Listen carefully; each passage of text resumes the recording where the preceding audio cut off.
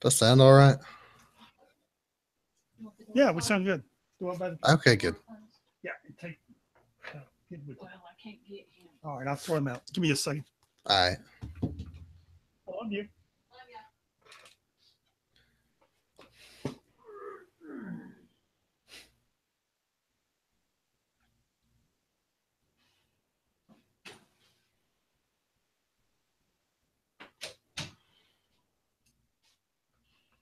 Okay.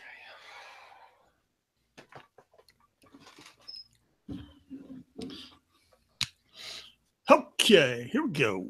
It's nice that you say I love you to your wife for leaving the room.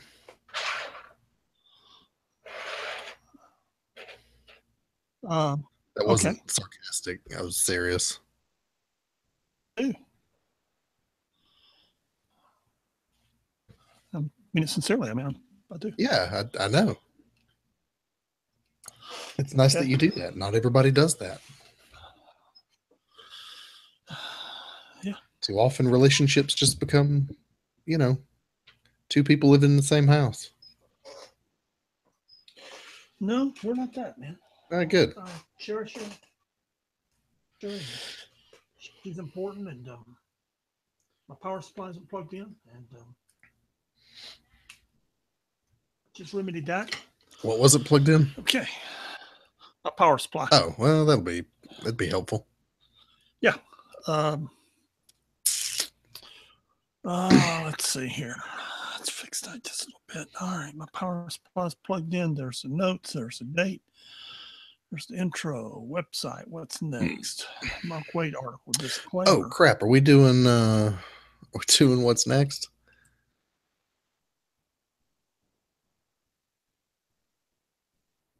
Or you want to do it later this week, maybe? Pat. Well, now I can't hear you. Where did you go? Did the rapture happen? Did I get left behind? Crap. I knew it.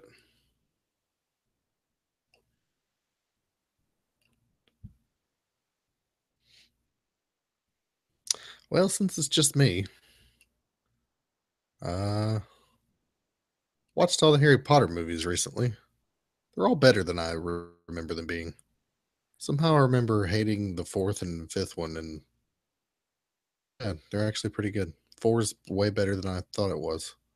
I remember kind of hating that movie. Kind of want to reread the books again. Maybe. I don't know.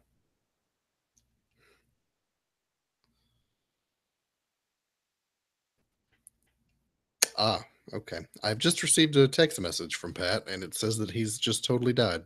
No, the laptop has died, not Pat. Pat's not dead. Don't worry.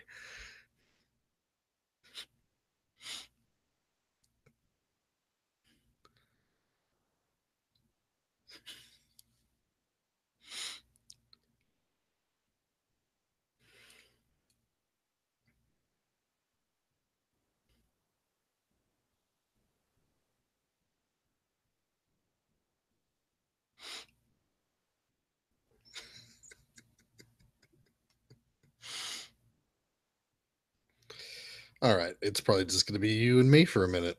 So, yeah. I'm just going to keep recording this because it's just going to be me talking to myself on the internet.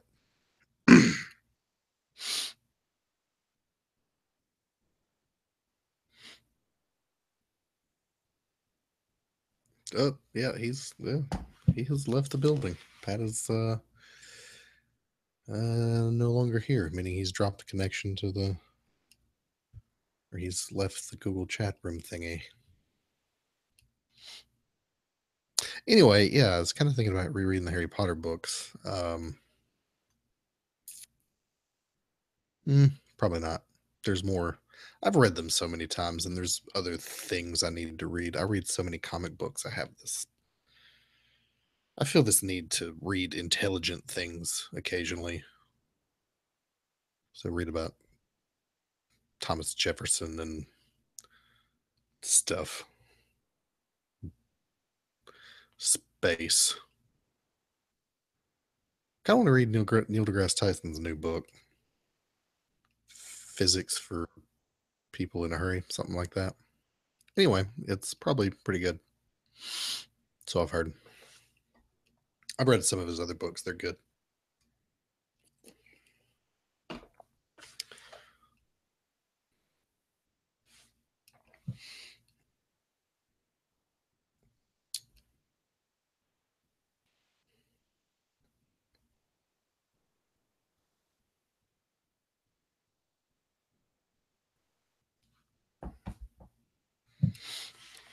Pat's having technical difficulties still.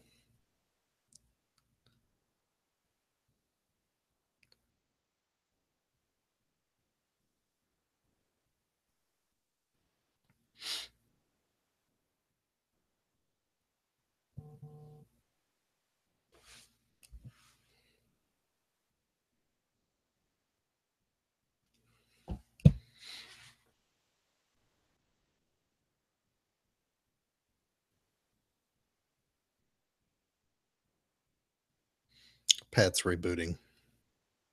We're communicating via text.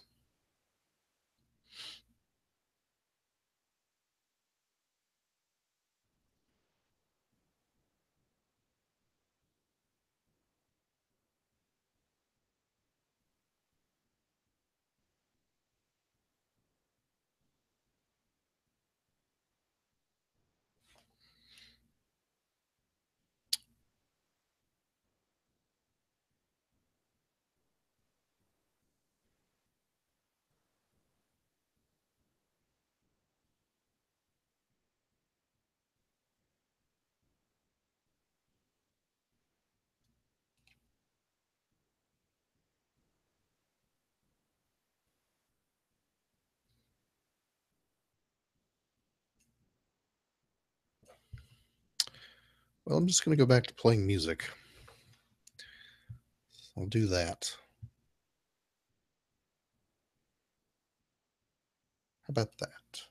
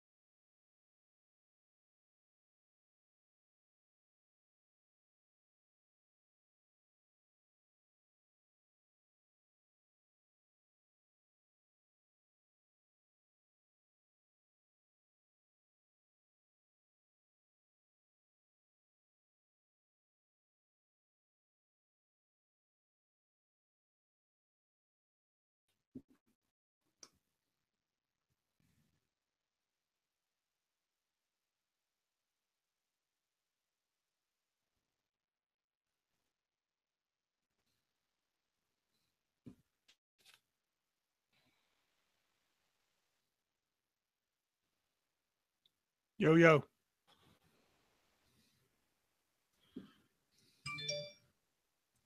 Hey. Hey. Hey, you're back. What does Thanos call his crew? The black something. You know, I couldn't remember.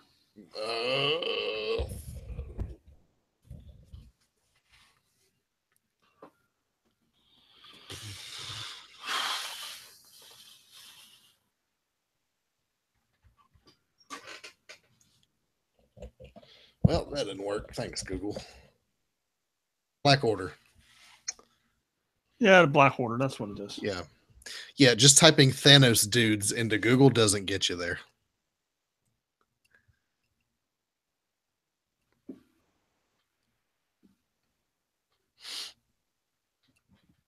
That didn't take long.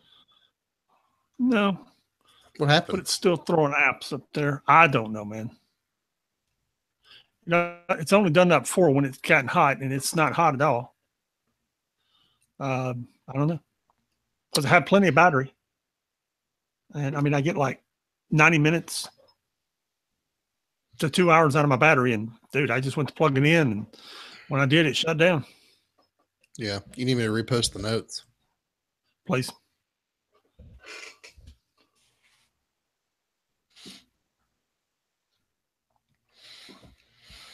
Okay. Well, I had a conversation with myself and the internet about Harry Potter and stuff. So.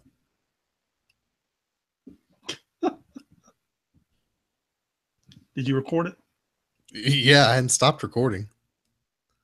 It's there. Oh, well, there you go. For a minute, I thought maybe the rapture happened and I'd got left behind.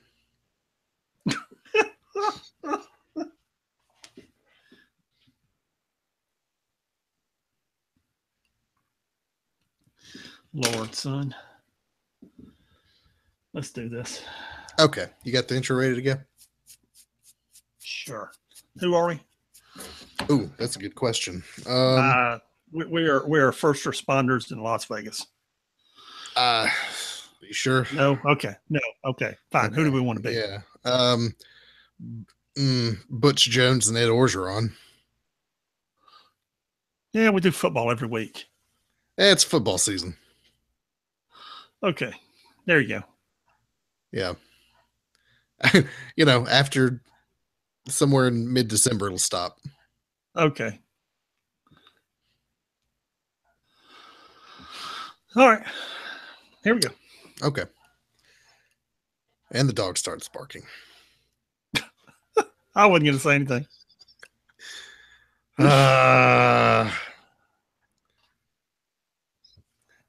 right. 3, 2, 1.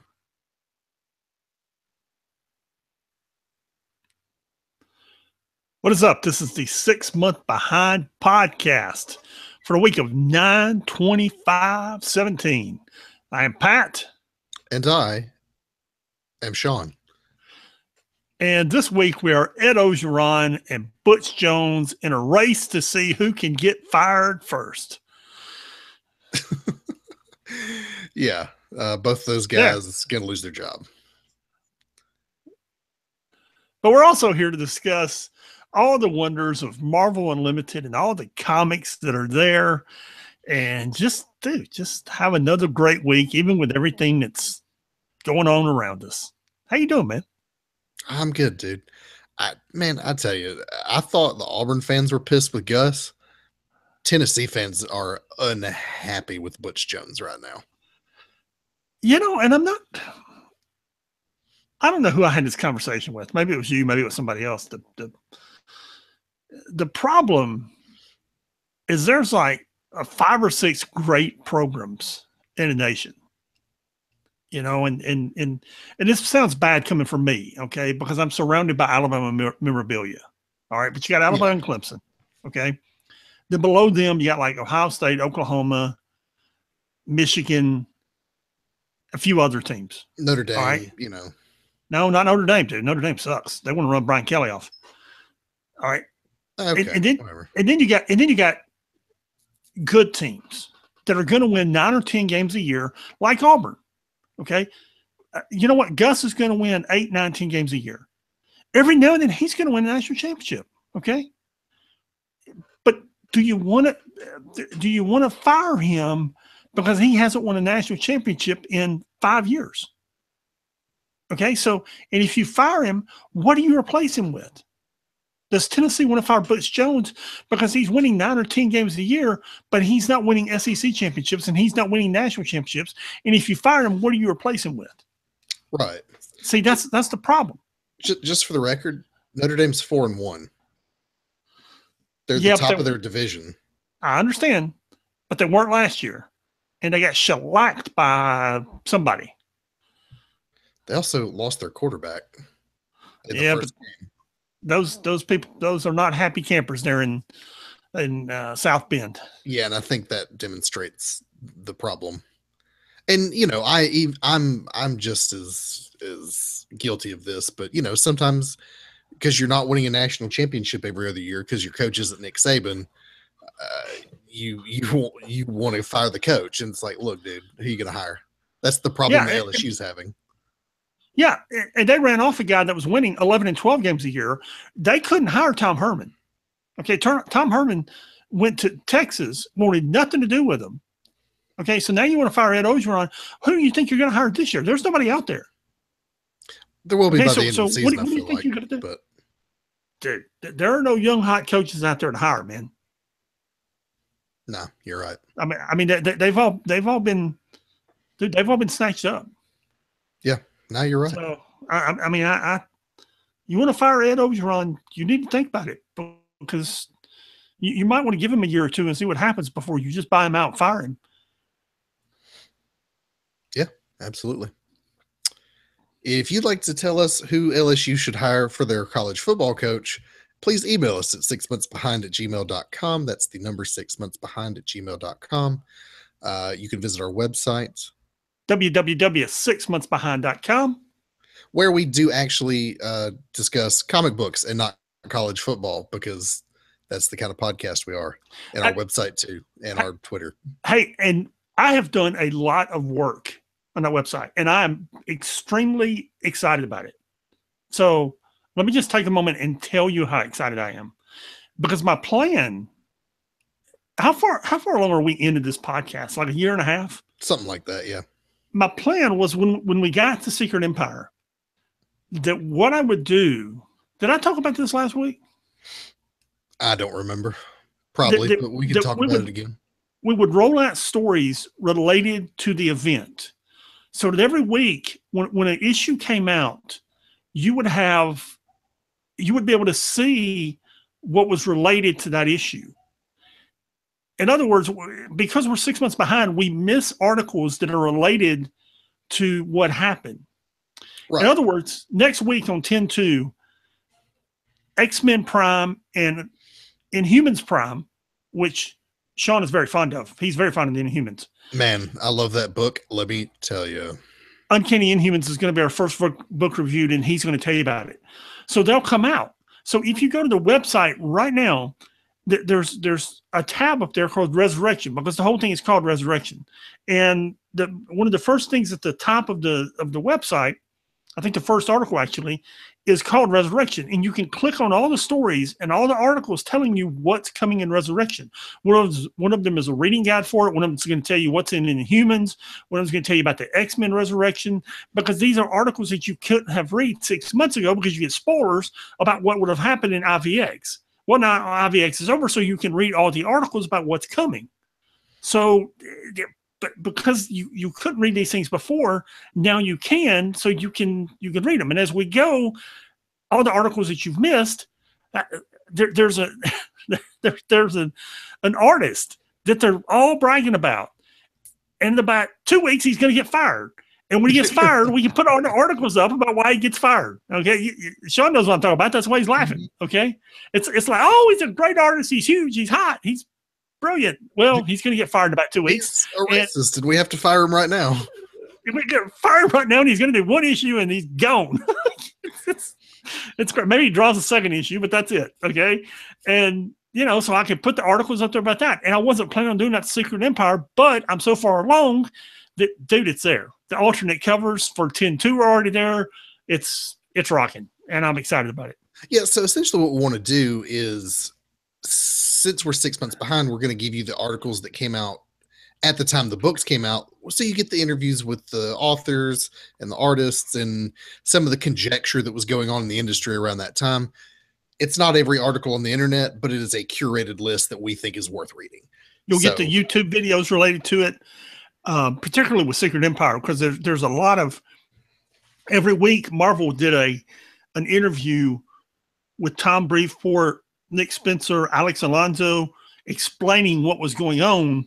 I say every week, every other week when Secret Empire came out, they did about a 45-minute interview explaining what was happening in Secret Empire, and I'll be posting those videos up. So yeah, it's cool. It's cool. Yeah. Yeah. So one more bit of housekeeping before we get to the books this week. Last week, and we can post it on the website. I think we should. We're going to. Mark Waid posted an article on bleedingcool.com. If you have listened to the podcast, you know I don't really care for Bleeding Cool, but in this case, it was just an open letter to the industry by Mark Waid, concerning the issue of diversity in comic books, the harassment of women who work in the industry, and the general bigotry, misogyny, and racism that we find ourselves in these days in the comic book industry and in other aspects of our life.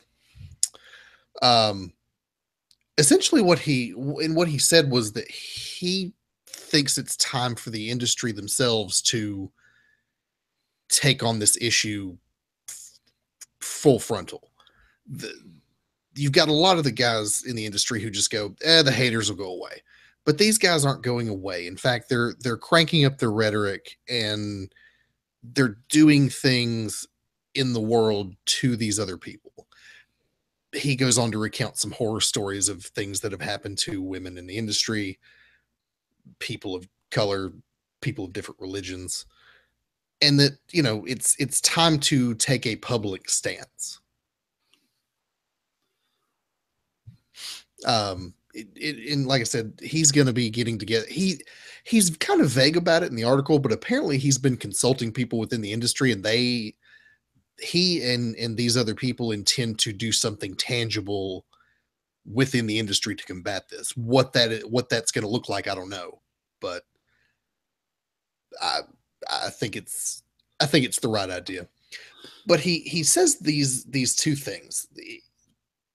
He instructs us this way. One, for those of us who want to stand up against these people, to show your support for these creators, for their work, and remind everybody that this sort of thing isn't okay to have in our clubhouse. And just, championing positivity in comics, and protecting those who are victims. Go to the store and buy buy Miss Marvel, buy Spider-Gwen, buy Moon Girl. You can show your support for these artists by buying their materials, buying their books. So,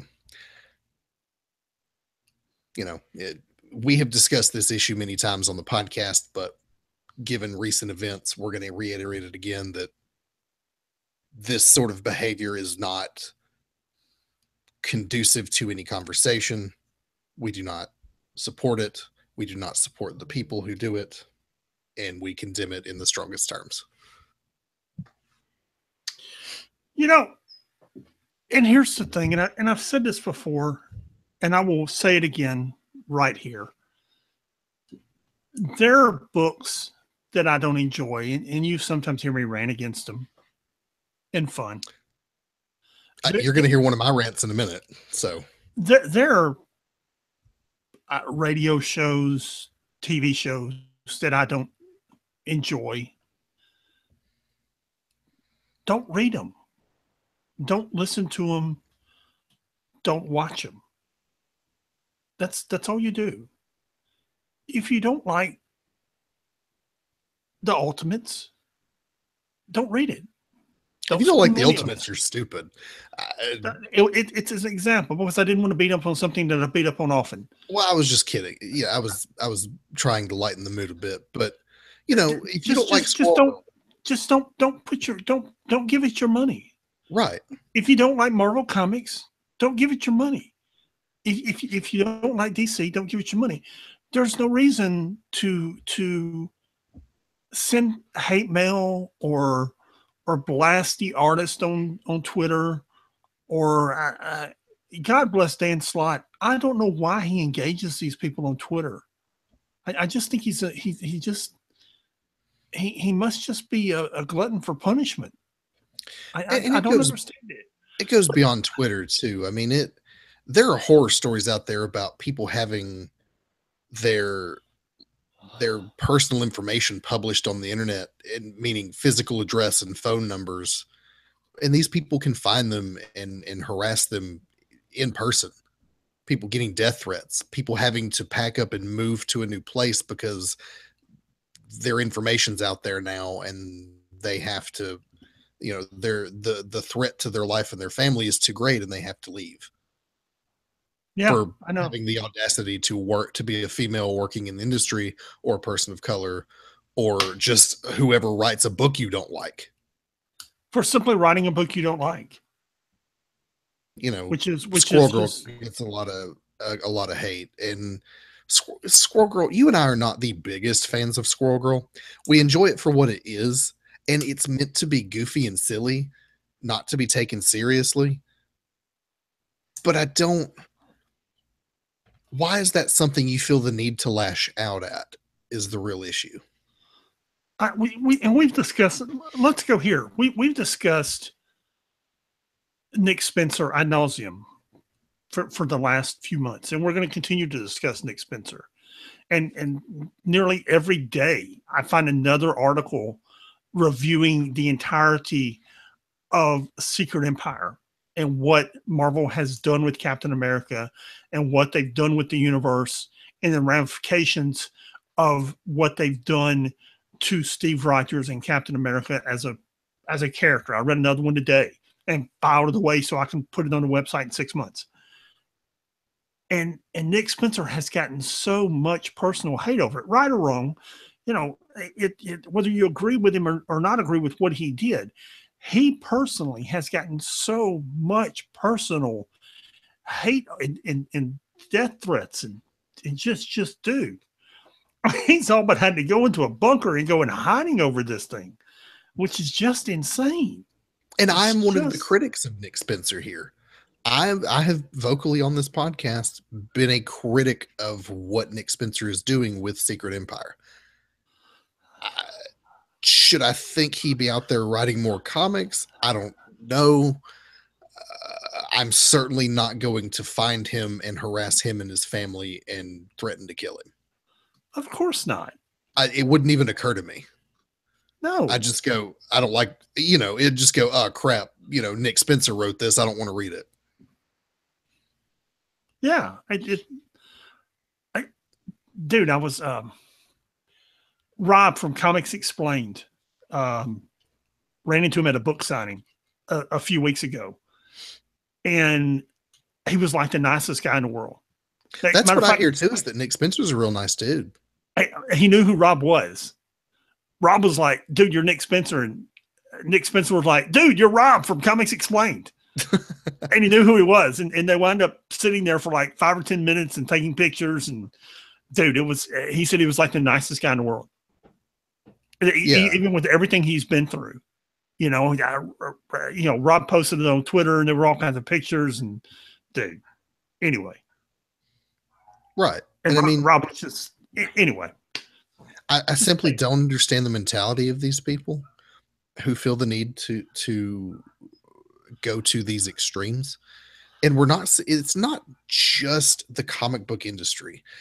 We have seen this in video games, these same patterns, the video game industry, under the guise of gaming journalism. these same creators and even just, some girl who posts a YouTube video about the disparity between the types of armor for male characters and female characters in video games. Yeah. Well, she this girl, and that's the whole thing that kicked it off on that side of the whole Gamergate fiasco. If anyone's familiar with it, if not, Google it.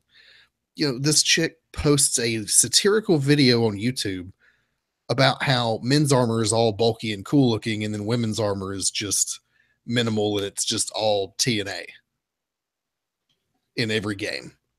And it sparked this huge controversy. And anyway, the girl to this day has people come up to her and threaten to kill her over it. Dude, she nearly got ran out of South by Southwest. Yeah, you know who I'm talking about. I do, yeah. We're seeing it in other avenues. Transparency, today is October 2nd, and everyone knows about the shooting in Las Vegas that happened early this morning. We don't know what the motivations were, but clearly something was wrong here, and this man decided to do this. This sort of behavior is what rips societies apart. And if you are willing to go to these extremes over a comic book, then perhaps you should seek some other avenue or professional help, because it is irrational. It is. It is. It's entirely irrational. Anyway, let's go have some fun. Yeah. Just a heads up, we discuss spoilers on this show, so if you don't want to be spoiled, tune out, come back later.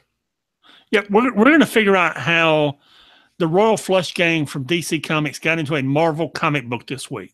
Yeah. Spoiler alert, Elektra fights the Royal Flush Gang, and we don't know how that happened. But we're going to start first with I guess this is our last IVX book, is X-Men Prime comes out next week, or not. Yeah, X-Men Prime. I keep wanting to call it Omega for some reason, but yeah. This is a 2-part story. The first is Maximus the Mad and Triton and a couple others are in India in this factory building. They're up to something. There's a giant monster that attacks, and then I wasn't entirely sure what was going on here or why I care, but Maximus the Mad is up to things.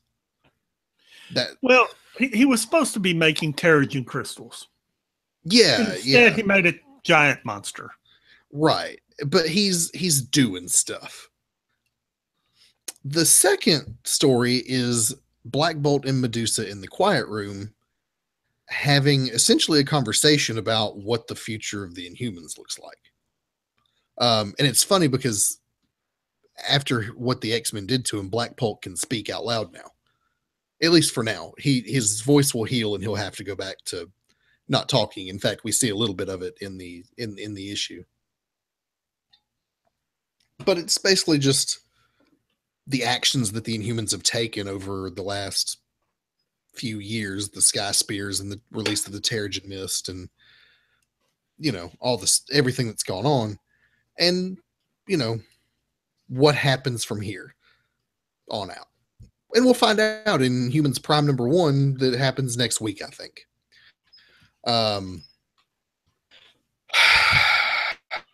Two comments before you go on a rant.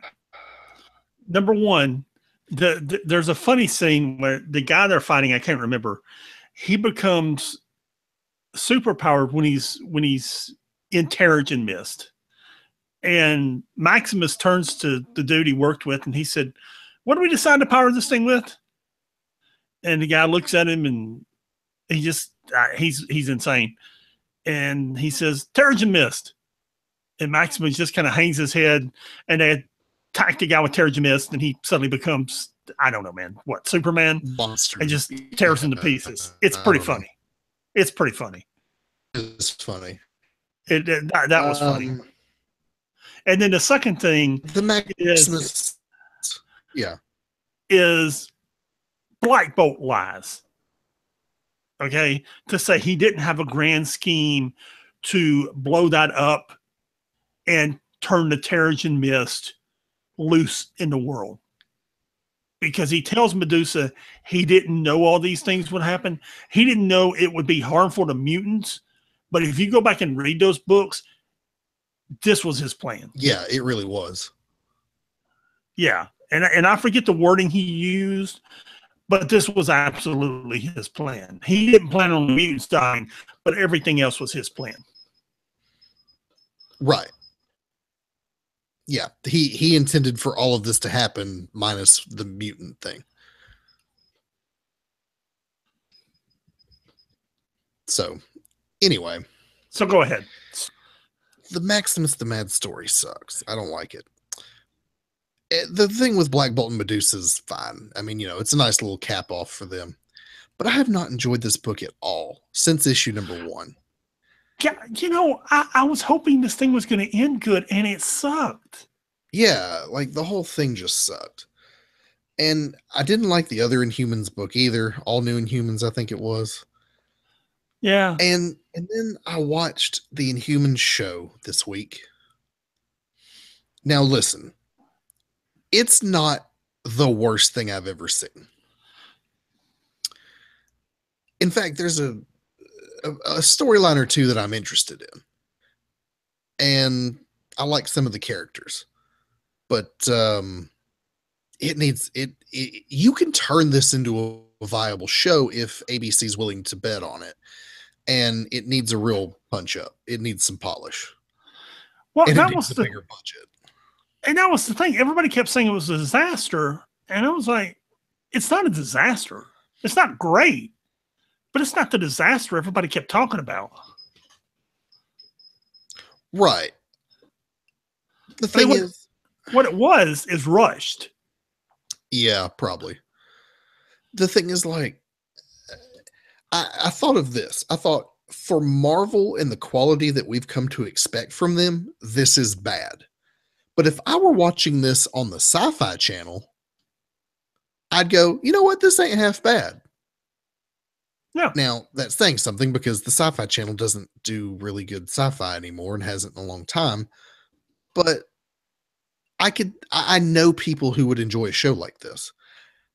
I like Maximus the Mad. He's in Game of Thrones too. But I like him. I like his storyline of where he's just kind of taking over, and his plan is to release the Terrigen over on Earth, because the idea is Attilan, which I guess is how we got an actual pronunciation. An official pronunciation of the word. They're running out of resources, so his idea is we move to Earth and we can live there. And he essentially stages a coup and takes over. But I like him. I like Karnak. Okay, I like my Karnak a little more dark and brooding, but that can be fixed. Yeah, but when you could do it with the same actor. When he was talking to the servant girl, he was pretty dark and brooding there.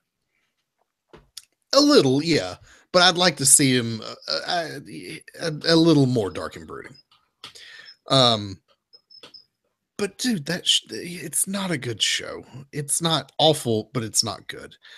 And I just feel like the Inhumans as a group and character within Marvel Comics, it's just not interesting to me. Maybe you feel differently. Send us an email if you do. But I don't know anyone who really cares for them. And the effort by Marvel has been to kind of replace them, or replace the X-Men with them. In fact, that's kind of what this whole IVX thing was about. And it has to do with the movie rights and the fact that they can't use mutants, so they went with the Inhumans, and they've been fleshing out the Inhumans for several years. And I like some stuff here and there, but my God, it sucks. I don't like the Inhumans, and I don't want to read about them anymore. Please go away. Well, they're not. I know. They're not. I know. I know. Tell you what was better. What I thought was much better. Captain America number 12. Yeah. Yeah. This begins with a 1944 flashback where I'm not sure what Captain America Steve Rogers is looking for, but he crashes into an apartment. He finds Alyssa there, and she offers him tea. And then we go to the current era, modern era. Yeah. And Alyssa, as Madame Hydra, is leading Taskmaster and Black Ant into an ancient Hydra base. And while she's down there, Hive forms out of, what are those things, man? Starfish? I didn't even know what they were. Pretty much, yeah. Yeah, but they basically form out of, he basically forms out of starfish. From there, she goes on and she recruits Viper, Dr. Faustus, Gorgon, Aram Zola, and Kraken. And by the way, who was Kraken? Kraken. And Is it Kraken? It's Kraken, yeah. Okay, who put the helmet on and became Kraken? I don't remember. But you don't sound like you care. Well, I mean, he's Kraken either way. I guess we could Google it, but she's essentially assembled the heads of Hydra. Yeah, she assembled the High Council. Right, yeah. Who I kind of thought all of them were dead, but I guess not. No. No, Okay. I don't think so. I mean, Aram Zola's been living in Dimension Z. That's true. I like Aram Zola. Gorgon's, Gorgon, Dr. Faustus always hanging around. I don't know where Kraken's been. Madam Hydra's always hanging around. And, Alyssa's kind of Alyssa. So, yeah. And that's the High Council of Hydra with one empty chair, waiting on somebody to come fill it. So, anyway, now we go back to 1944, and Cap is mad at her over the death of the elder Zemo, and he kind of expresses himself and winds up putting his hand on her. And that's when she shows him just how powerful she is. And what does she become, dude? She's Madam Hydra. Yeah, I know, but she's a Hydra lady. The idea is that she's an ancient being and that she just takes human form. But I'm not sure if that's sorcery or if she's a god or what she is. A little of both. A little of both, probably. But anyway, she puts Steve Rogers in his place and says, she's done that, she says, by the way, you want some tea? Yeah. To the present. So apparently it was Jacob Fury who killed Daniel Whitehall and became Kraken. So it's safe to assume that that's who we're looking at here. He's Nick Fury's. No idea who that is. Nick Fury's younger brother. Jacob Fury killed Daniel Whitehall and became Kraken. Yeah, it happened in Secret Warriors a long time ago.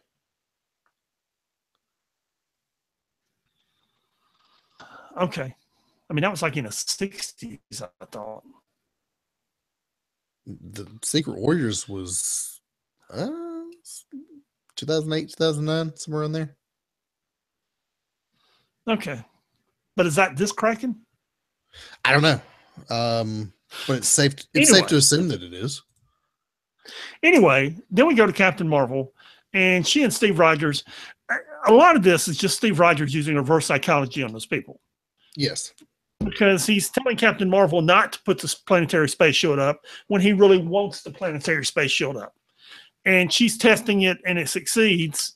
And then he goes to Rick Jones and tells Rick Jones to find a way to hack it and find a way for him to control it. Then we go back to 1944, and Alyssa tells Steve that he's got to find a way to control or confront or kill the Red Skull.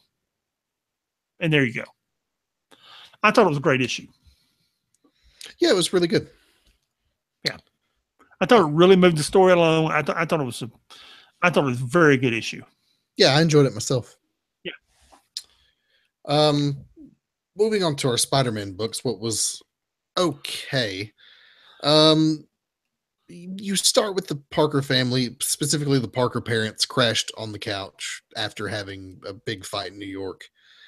And what's the girl's name? The girl. Annie? Yeah. Um, it's Tuesday, so that means it's family night. They got to do some sort of family activity because parents said so. Even though they don't really want to, she says, "Hey, you said we have to, and you say family's important, so it's family fun night. This is what we're doing." She takes them to what is essentially a Chuck E. Cheese ripoff, where it's games and the animatronic band and bad pizza and yeah. So the Parker family's sitting around with a couple of their friends and talking about how exhausting being a parent is. When Sandman busts open a bank and tries to rob it, that's literally right next door. So the Peter and Mary Jane have to jump in and thwart the bad guy and save the day. Meanwhile, little Norman Osborn is doing stuff. He's doing sciencey stuff. I don't know what that's about, but I'm sure we'll find out. It was Yeah, okay. I'm sure we will. It was okay. It was fun. Yeah. Then we have Prowler number 6, which was it was a nice conclusion. This is the last book, the last issue of the series, and Hobby's just he's just over being the Prowler. He doesn't want to die, so he keeps talking about how he's going to get out of this alive. And he and Peter Parker are discussing different scenarios. In one, he's fighting the Vulture and dies. In another, he gets shot by a gang.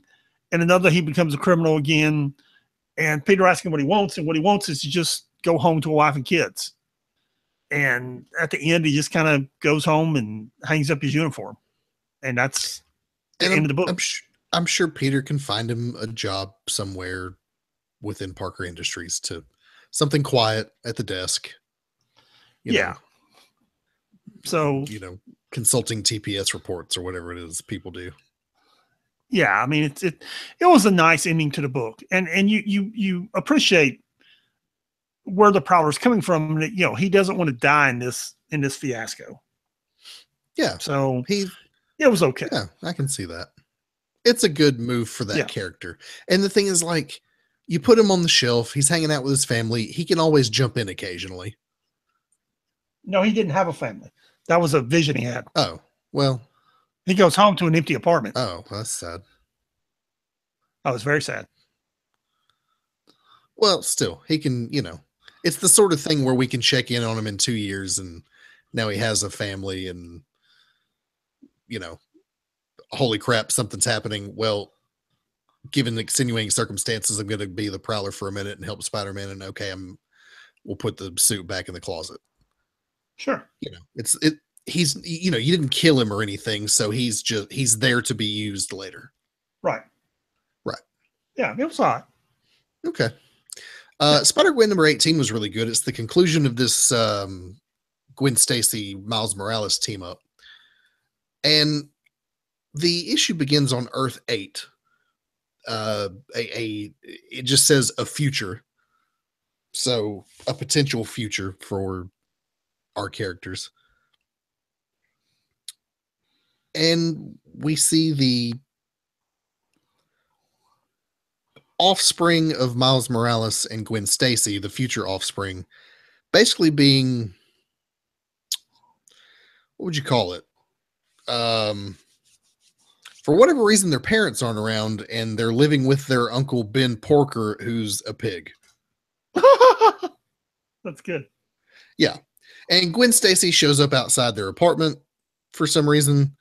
And Uncle Ben, who is essentially a pig, or is a pig, but it's essentially an Uncle Ben-like figure,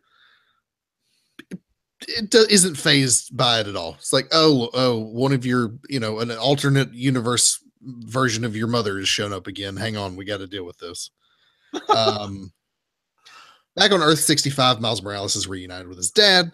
Both of them team up to go stop Silk from basically establishing a multi-dimension or multi-universal weapons trade, which is what they're doing. They're buying and trading weapons from one universe to another. Back with Gwen Stacy and Uncle Ben and the kids who are all teenagers. There's a discussion of this is your future. These are your future children. One of the kids is eating a box of Groot Loops, which I thought was funny. But she's essentially seeing what her legacy would be. You know, all over the apartment, there's, you know, trophies of what she was able to accomplish in Miles as Spider-Man and Spider-Woman. And of course, Ben says, look, I got to send you back. I can't really tell you about any of this. You got to go. Then the kids stop her and say, look, we have a responsibility to help her figure this out and fix this problem. At no point, there's some subtext here.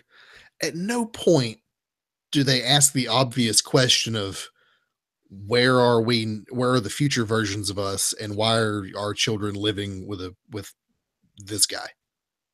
Which gives me the idea that they're gone now.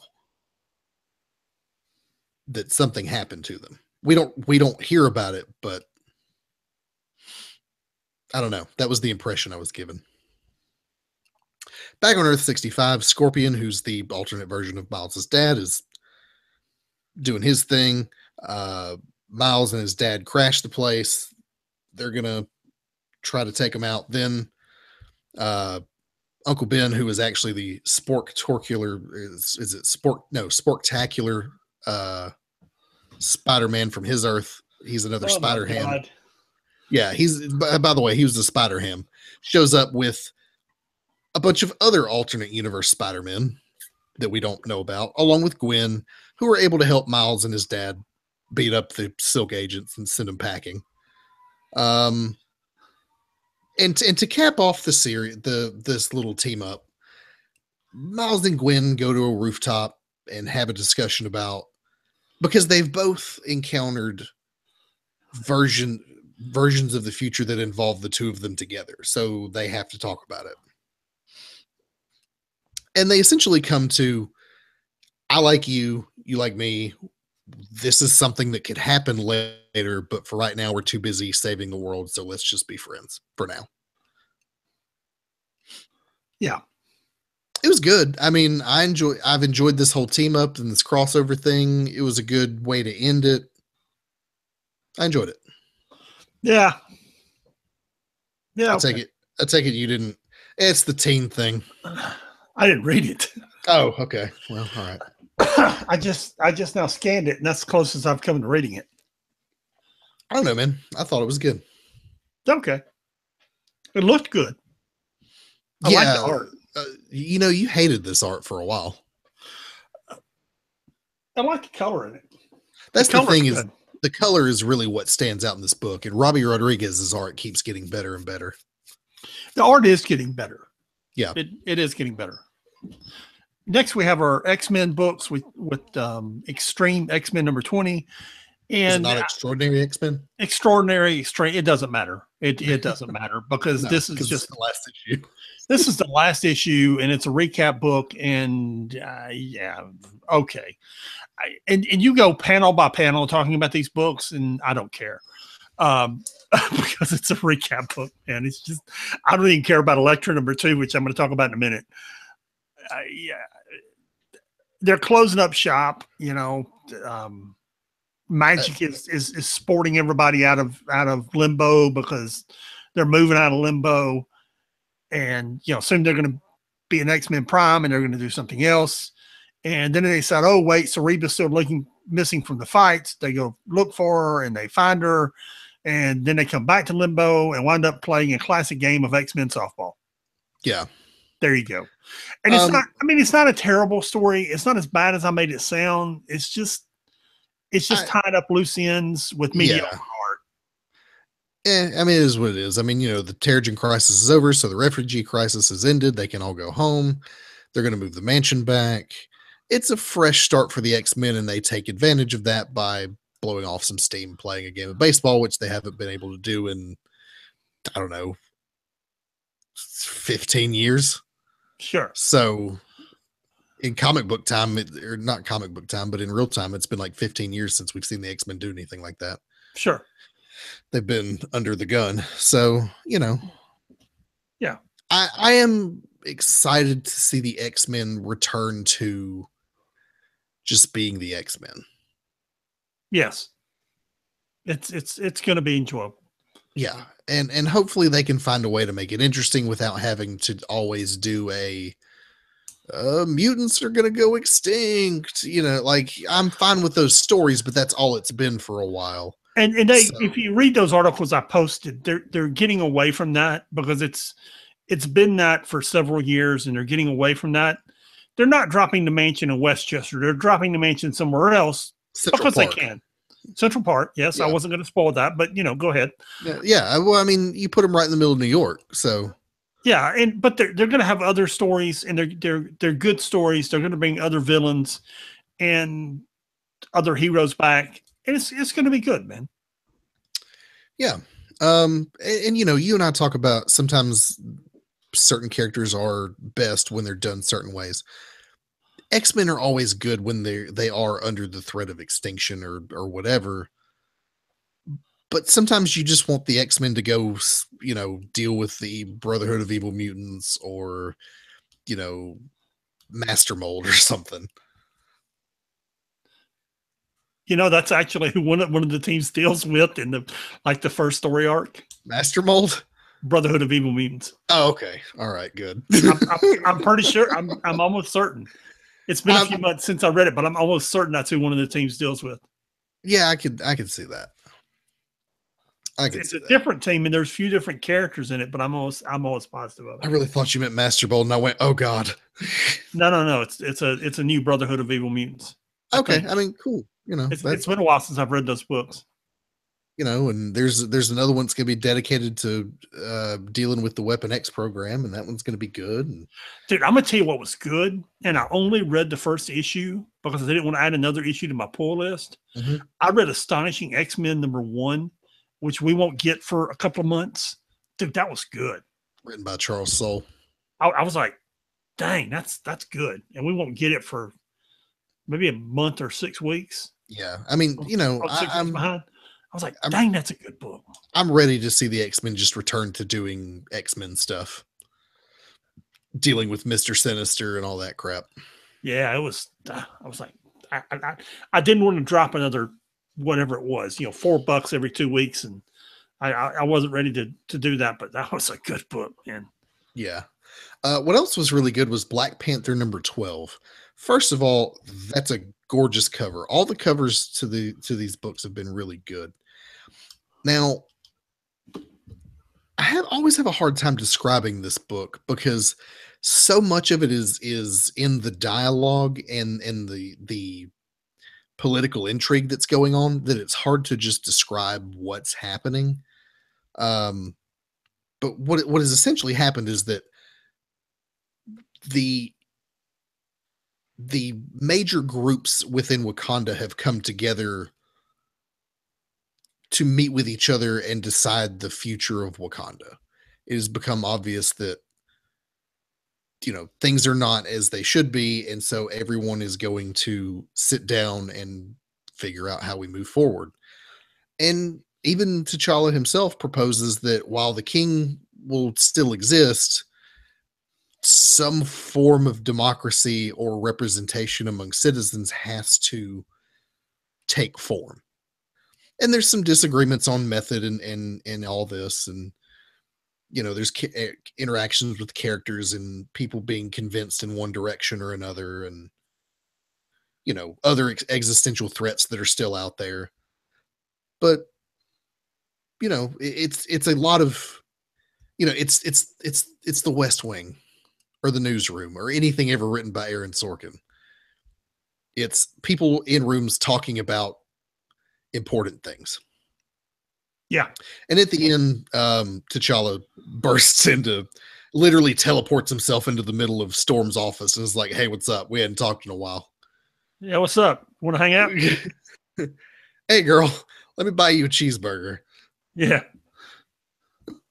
I was trying to remember. There's a good alternate cover to that, which is actually on the front page of the website. Yeah. There's a great alternate Elektra cover, which is the next book we have. Dude, that's a great alternate Elektra cover, man. Anyway, I saw it. It's really cool. yeah. And Elektra is the next book we have, and she's hanging out in the hotel when the Royal Flush Gang shows up. Right. And you and I both had the same reaction. We're like, dude, that's the Royal Flush Gang. And they look, I actually Googled pictures of DC's Royal Flush Gang. They're in jail. They're a classic Justice League of America villain. And like 3 of the characters look just like the Royal Flush Gang. I mean, it's dude, I don't know how it's not copyright infringement. I mean, they call them something different, and it's, I mean, in Marvel, she's in Vegas, and these guys are dressed up as playing cards, basically, which is just like 3 of the guys from the Royal Flush Gang. Yeah, I mean, it's in wrestling, it's called gimmick infringement. I don't know how they got away with it, man. Yeah, So anyway, so she stomps these dudes, and then she goes after who sent them, and she runs into some more characters, only to find out it's Arcade, and she winds up in Murder World. And it's going to be interesting because it's Arcade and it's Murder World, and there you go. Yeah, it's what Arcade does. Is he sets up murder worlds, which are basically they're basically the original murder worlds were pinball machines. That's how old Arcade is and how old I am. And that's well, it's the idea of you have to go through this elaborate labyrinth of challenges and win the game, and you'll survive. If not, well, too bad.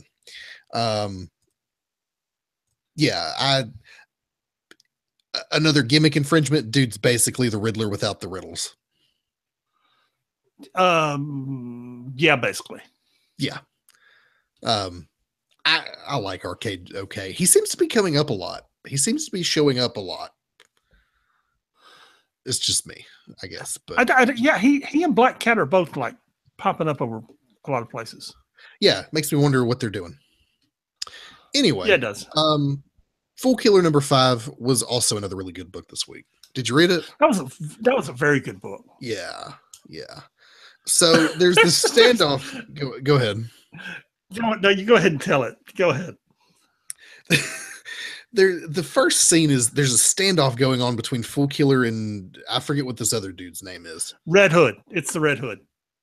Well, it's not the Red Hood. It's some henchman of the Red Hood or whatever. No, well, it's his arch nemesis.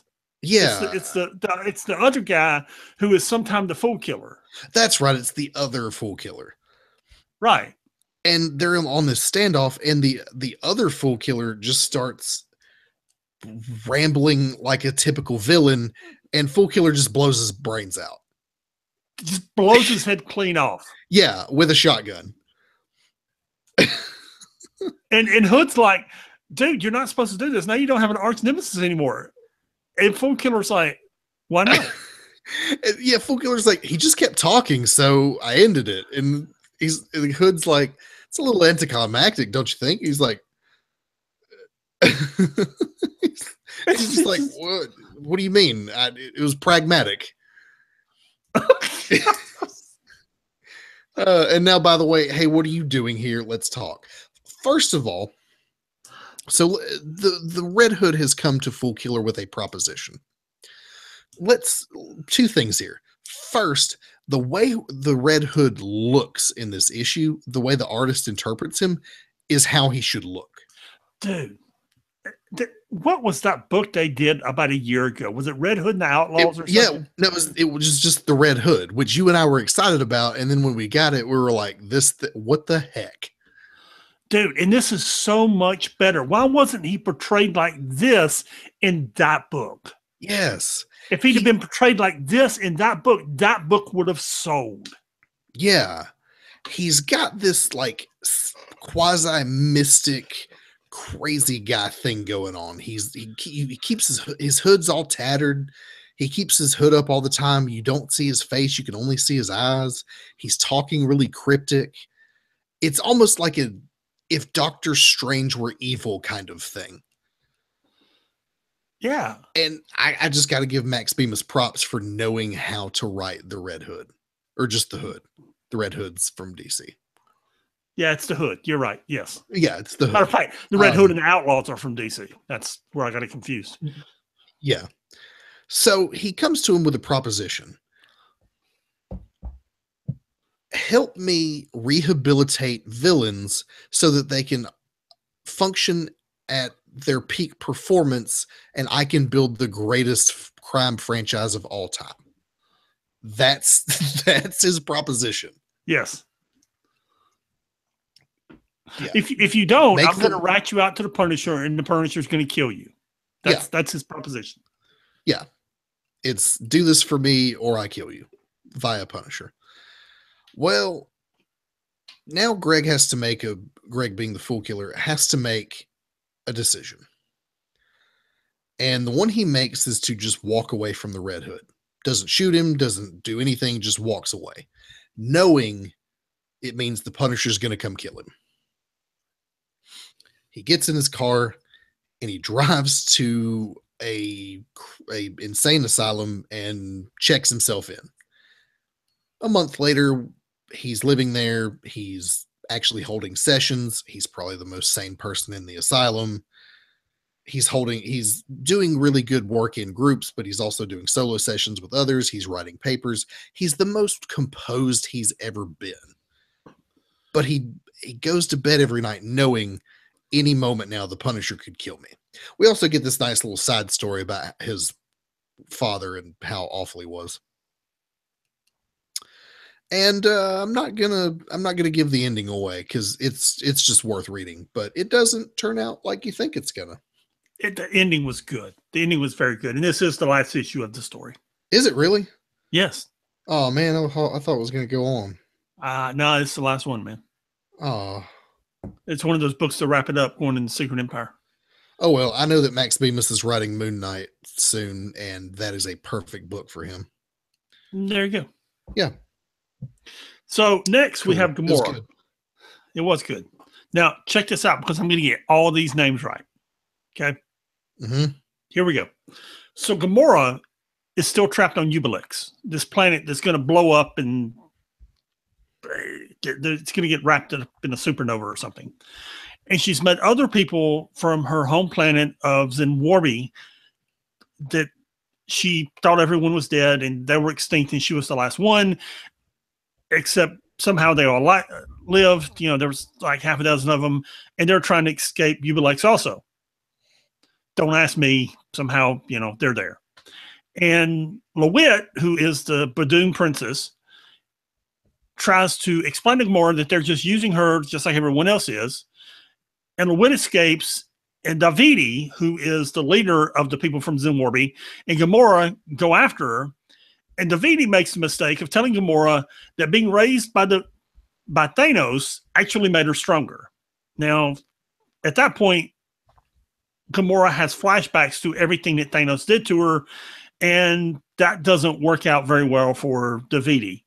So you get about 4 pages of everybody fighting. They fight the cult dudes, Davidi and Gamora fight. Everyone just winds up fighting. Then at the end, Gamora winds up saving LeWitt at the end of the issue, and that's how the issue ends. And the planet's still going to blow up, and they're still stuck on the planet. Oh, okay. It wasn't bad. And the art's actually pretty good. And there's some of these books where they use a different inking process than some of the others, and those things look different. And I really wish I could find a difference as to how they're doing it. And this is one of those books that looks better, and it's colored different, and it looks different. I wish I could determine how they're doing it. Probably digital. No, it's all done digitally, man. I mean, nobody draws on pen and paper these days. I say that. Well, I say that.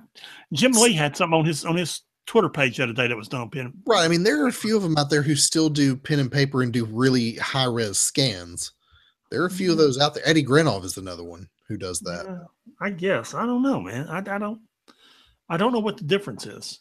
Yeah. I like that Gamora Venom cover. That is a cool cover. And the Hulk cover is good too. I'm doing all these Venom covers for some reason. They're leading up to the Venom. There's a Venom. It's one of those mini events, like the Monsters Unleashed event we just had. Okay. I know at some point Gwen Stacy's gonna run into Venom and become Gwenom for a minute. It's I forget what the Venom event's called, but it started a couple of months ago, so we'll get in about 3 or 4 months. Okay. Speaking of the Hulk, Hulk number 4 was all right. I do like the cover on this one too. The split, one half is Jen and the other half is She-Hulk. So Jen's trying to get in touch with this weird girl that she's been representing, Macy Brune. And we find out exactly what happened to Macy, or not exactly, but we're given an idea. We see something happen to her. And they can't get in touch with her, and she's going to get evicted from her apartment because the owners have sold the building and they're going to redevelop. And essentially, Jennifer has to go find her and tell her, yeah, I can't keep you from having to get evicted. Sorry, you're going to have to move. Now, she goes to her apartment, which is a total dump, and it's some really bizarre stuff going on here. They actually find 2 bodies of mutilated police officers here. And when she breaks the news to Macy Brune, Macy doesn't react well. We'll just say that. Anyway, not half bad. I've liked this Hulk book. Okay. I mean, it's a She-Hulk book and I don't hate it. So, and I actually want to read it. When I see it, I'm like, oh, okay, I'll read that. Yeah. And typically I don't read She-Hulk or any Hulk books. So, yeah. Yeah. How'd it do on the words in Gamora? Sounded right to me, man. How do you pronounce this girl's name in Invincible Iron Man? Is it Tomo? No, it's Tomo. Tomo. That doesn't look like Tomo. Okay, here I'll go again. Yeah, it does. Tomo? Tomoe. Tomo. No, Tamoe. That's an O. Tamoe. Pretty sure it's an O. Unless I typed it wrong. Because I'm not looking at the book. I'm certain it's an O. I'm not looking at the book. I'm looking at my notes. As we pause, we need music. Boom, boom, boom, boom. Just a little elevator music. Yeah. Boom, boom, boom, boom, boom, boom, boom, boom. I really enjoyed this book. Boom, boom, boom, boom. Boom, boom, boom, boom, boom, boom, boom. Yeah, it's Tomoe. I'm looking at it. It's Tomo. Boom, boom. Yeah. Oh, it is. I spelled it wrong. Okay, cool. All right. Yeah. All right, I spelled it wrong. It's Tomo. Okay, here we go again. All right, so this begins with what is Riri's mom's name? Or she's just Riri's mom. I guess she's just Riri's mom. We may have gotten it once or twice, but I don't remember. Goes to the garage looking for her. She can't find her, so she just picks up a piece of armor and starts talking to it, hoping that it's Tony Stark or the Tony Stark AI. And just spends like 3 or 4 pages talking to it, hoping that Tony will reply. Of course, he doesn't. Then we cut to the rooftop where the Tony Stark AI and Pepper and Riri, I say Pepper and Riri because they're not in armor, are fighting Tomo, the Tecmo Golems, and the Biohack Ninjas. Thank you very much. Techno Golems and the Biohack Tecmo Golems and the Biohack Ninjas. Thank you very much. Yeah. Riri hits it with a virus, which takes out all the electrical components, only to find that Tomo is still standing there with a sword, and then she and Pepper have to take down Tomo, which, yeah, wasn't. And she wishes at that point she had taken the. I want to. I thought Was it? I first thought it was archery lessons. Yeah. It's not archery. Anyway, the sword lessons with her father, and there's a word for that that is completely escaping my mind. And God knows it's Fencing. not archery. Fencing. Thank you. Fencing. Yeah, and they take Tomo down. And at that point, Sharon Carter and Shield show up. And there's some very awkward words between Sharon and Riri because Sharon wants Riri to become an agent of Shield, and Riri expresses her opinion of Shield, and that doesn't go over very well with Sharon. And they promise to get together soon. Go ahead. Turns out millennials don't really like shadowy government organizations. No, she doesn't hesitate to tell Sharon that. Yeah. So, yeah. Then Riri goes home, and she tells her mom that she loves her and she appreciates her giving her this freedom to go out and be a 15-year-old, Superhero. Yeah. Go out and save the world. And, there you go.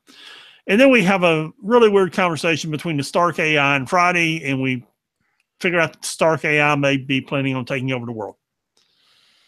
Yeah, that's the thing is the AI is still Tony Stark, and sometimes Tony Stark goes a little crazy, and sometimes that happens when there are major changes and shifts, like your physical body dying, and now you're just a computer.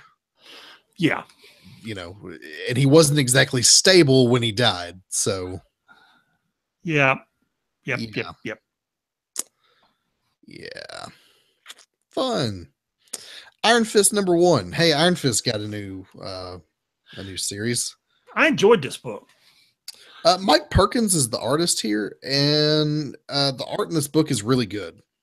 It's very good. Yeah. It's got that gritty tone to it that a lot of like the late 90s, early 2000s books had that I kind of miss. And dude, there are like 2 or 3 alternate covers that are just, there's one by Alex Ross, there's one by somebody else, dude. There's some great alternate covers to this book. Yeah, man. So Iron Fist is in Bulgaria. He throws a sack of money at a guy who's running this illegal fighting ring and says, I'm gonna fight all your dudes. So he fights all the dudes and beats the crap out of all of them, and says, I'm not finding what I'm looking for. Well, what is Danny Rand looking for? It turns out he's losing his connection to Kunlun, and he's losing his ability to be the Iron Fist, and he can't figure out why. And being Danny Rand, his sole solution is to punch things when he doesn't understand. So he's just punching things until he figures it out. So one evening at a bar, he orders an entire bottle of whiskey and decides he's just going to get blasted drunk. When he's approached by some guy, some monk, they get into a fight. He realizes this guy's a real opponent. And the guy tells him, look, if you want to find out what's wrong with you and fix this, come with me. We're going to the island of Lu Shi. I don't know where that is or what that is, but they're going there. It was okay. It wasn't bad. Yeah. Especially for a first issue. Wasn't bad at all. Yeah.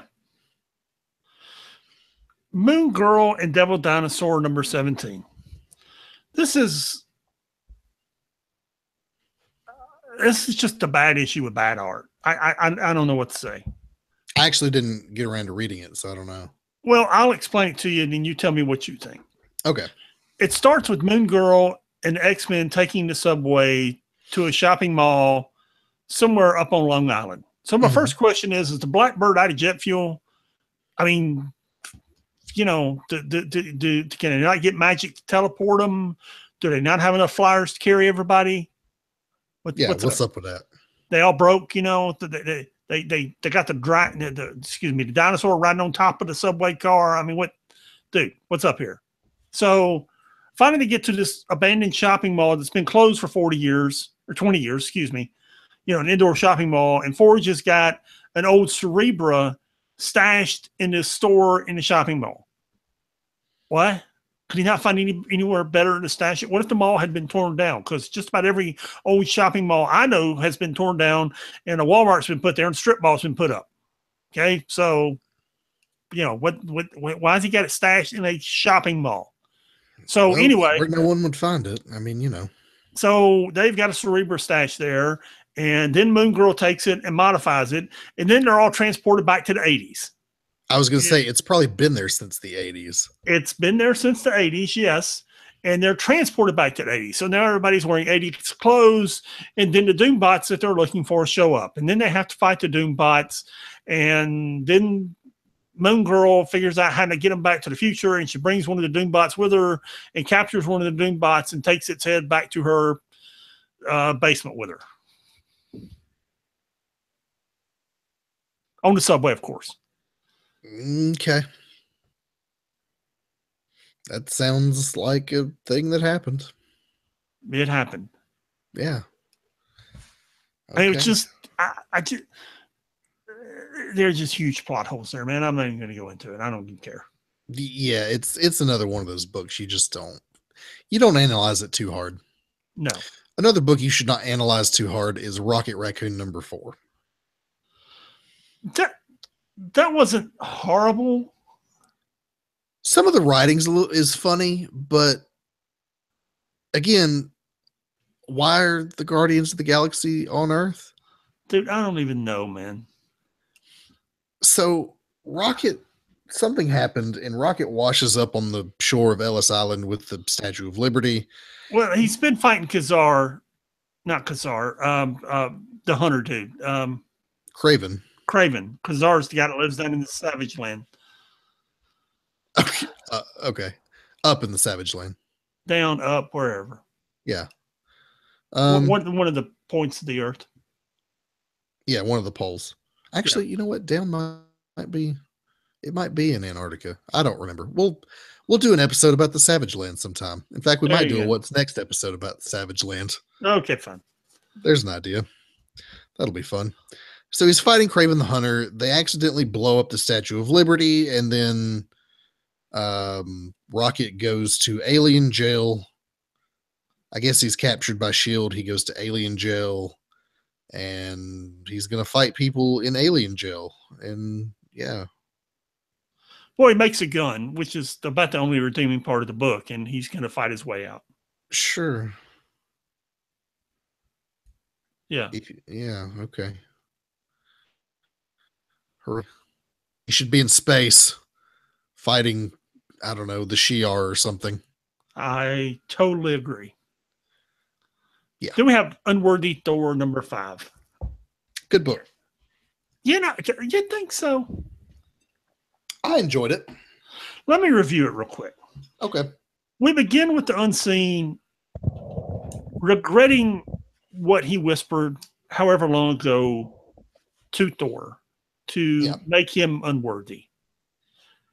And what he whispered was that all gods are unworthy. And this is explained. Was it explained last issue or this issue? I don't remember because I actually read all of Unworthy Thor at one time in a trade that I bought. So I only skimmed this like 5 days ago.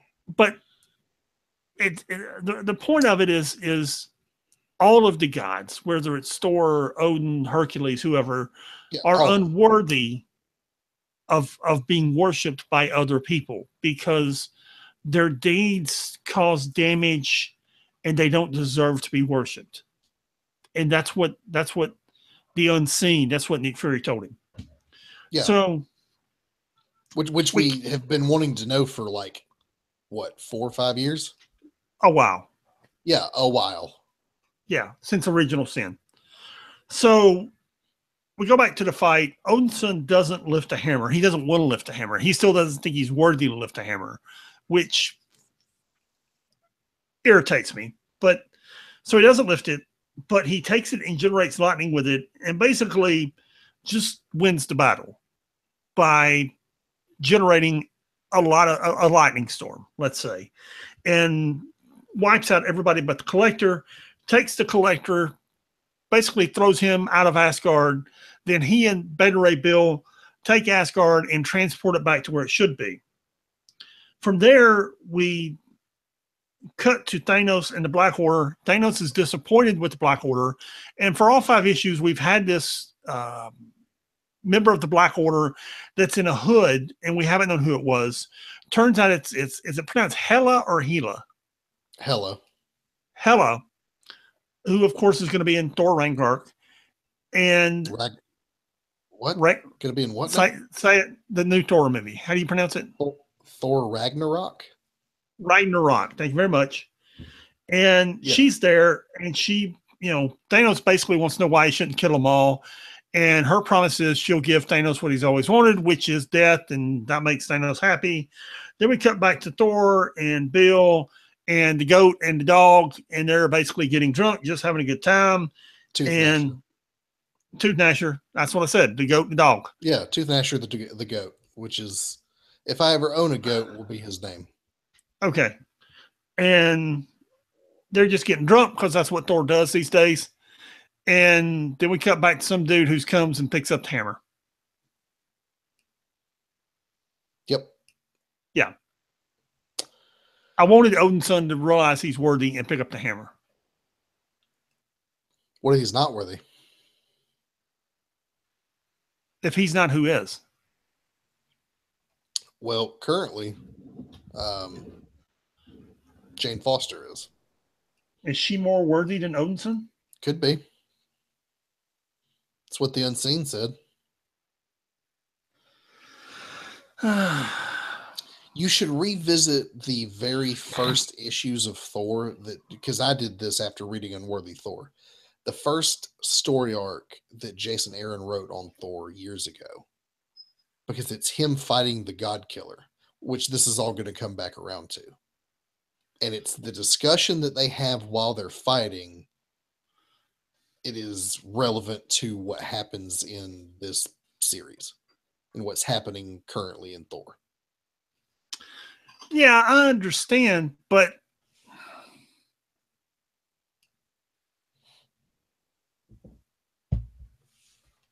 yeah, okay. We'll discuss this in a few months. Okay. Moving on to Ultimates number 5. Actually, Ultimates 2, number 5. First of all, really cool. Go ahead. Let's just end this on a good note, which is Ultimates 2, number 5. We got Star Wars 2. Yeah. This is a better note. I don't disagree. So at first we have this story. We get to know who Philip Vogt is, who's been the shadowy government guy that's been investigating the Ultimates. We find out how he got to be in the position he's in. Meanwhile, the Ultimates are fighting the Troubleshooters and are able to dismantle them pretty handily. They have some encounter with some extra dimensional being. I didn't know who. Is that a character you recognize? Or you know who or what that is? Or what, the big orange thing? Yeah, that's important. Yeah, I understand. I just didn't know if you knew who that was or what it was. Yeah, I do. It's you understand some of these cosmic characters better than I do and have context for them. So sometimes I go to you to be like, who is this and why are they important? And it's Duder that was a member of the Troubleshooters. It's Rodisfile. He didn't look like that when he came, but he's a member of the Troubleshooters. Oh, Simon Rodisfile? Yeah, okay. Yes. But he obviously didn't look like that when he came, but he was sent by Dude at the end of the issue. Yeah, and he was sent by the First Firmament. But right. Okay. This is all really cool, but none of it makes sense to me right now. And I don't know who the First Firmament is either. I mean, I understand the concept of the First Firmament, but I don't know if that's a character that's been established before No, or no. Okay. no. The first firmament was the first It is elder it is, of the universe from the first creation, not the second, third, fourth, fifth, sixth, seventh, or eighth, but he was the first elder in the beginning. okay. Yeah, I mean, we are on what, the seventh or eighth iteration of I think the the eighth. multiverse? Yeah. Yes. And he is the conscious embodiment of the very first one, Right. who is apparently behind all of he's the one who's chained eternity. He sent this guy to the troubleshooters and the ultimates. He is the one who ultimately corrupted the living tribunal, or no, chaos and order, who took over the living tribunal and have corrupted Galactus again. Right. The idea is to return it to either what the universe was then, or to just eliminate it altogether. Right. I think if you go back to issue 1, you see where he's just been hiding through the other iterations of the multiverses, waiting for this moment to reappear. Yeah, he's definitely the one pulling the strings here. Right. Yeah. Okay, that's interesting. I really like this sort of like metaphysical type stuff going on, but sometimes I'm like, I just don't, because I'm not as familiar with the characters. I don't know. It's confusing. And this is like, But I do. I forget the book we discussed last week. This is a good read now. It's a better read when you can sit down and read all 6, 7, 8 issues. Right. Or even, the whole 10, 12 issues, the first one, the second one. And yeah, when you can read it all together. Right. Yeah, it's good. I'm enjoying it. It's one of the best things Marvel's doing right now. Right.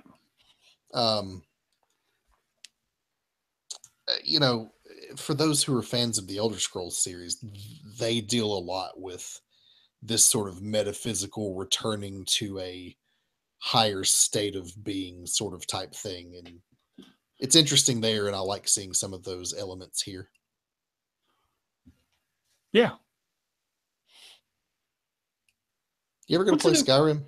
When's the new Elder Scrolls game coming out? Dude, we don't even know. Bethesda hasn't said a peep about it. No, probably not. Maybe. Yeah, you ought to, just a little. Dude, I don't have 600 hours put into it, which is how many hours I put in. Which is how many hours I put into the last one.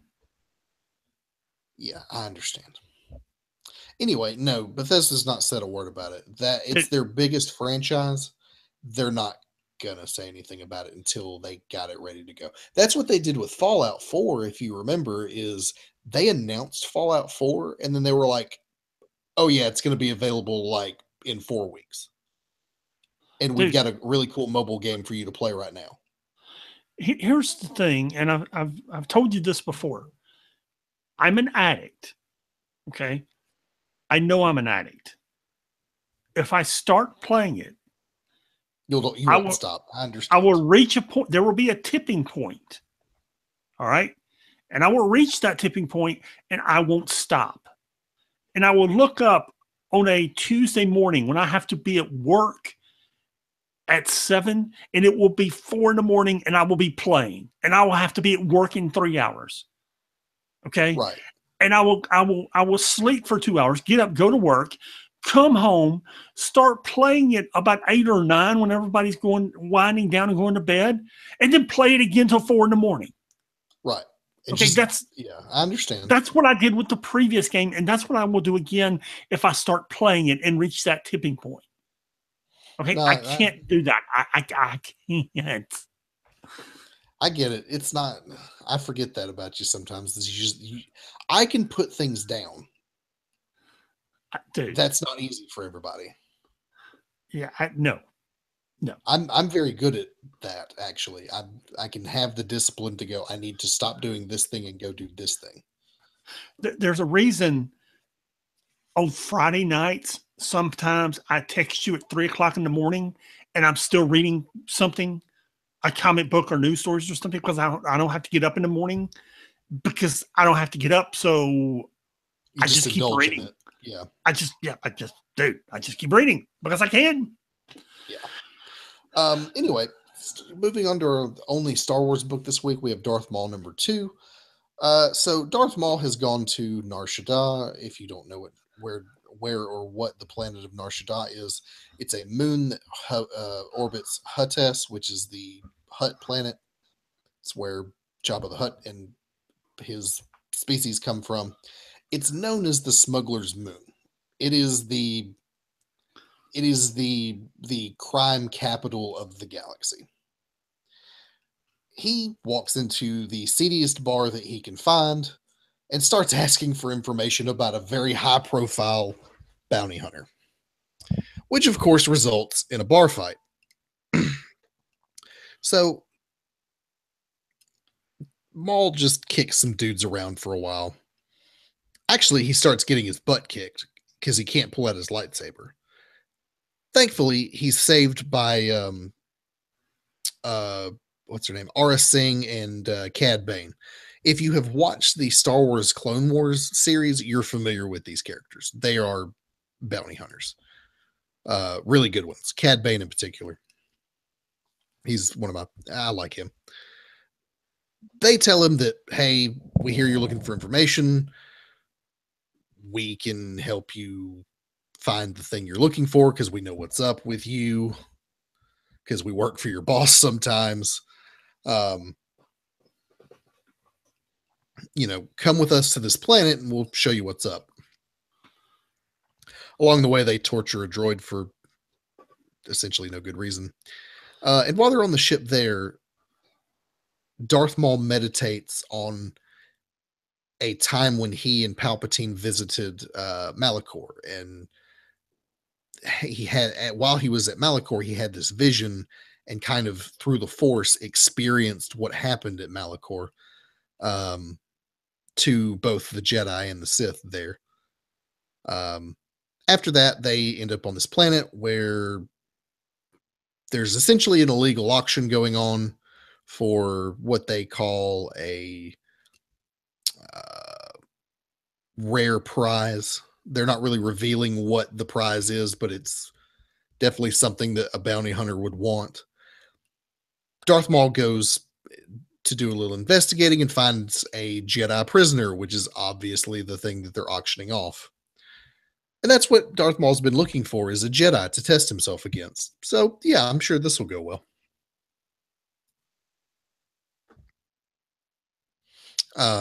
If you didn't know what I was talking about with Malachor, you really ought to be watching Star Wars Rebels. It has a lot to do with they're kind of mysterious about it, and it's actually another relic that comes from the Old Republic, which we keep seeing little hints and bits of throughout the series. Some sort of confrontation of epic scale happened there between the Sith and the Jedi, and I have this idea that it's where they at one point in time you had one order of Force users, and at some point they schismed into light Jedi and dark Jedi, and that was the origins of the Sith, and I think that's what took place there. So anyway, yeah, I've been disappointed in this book. It's only 2 issues in. I know, but I guess I was expecting a little more from it. It's not great, but it's all right.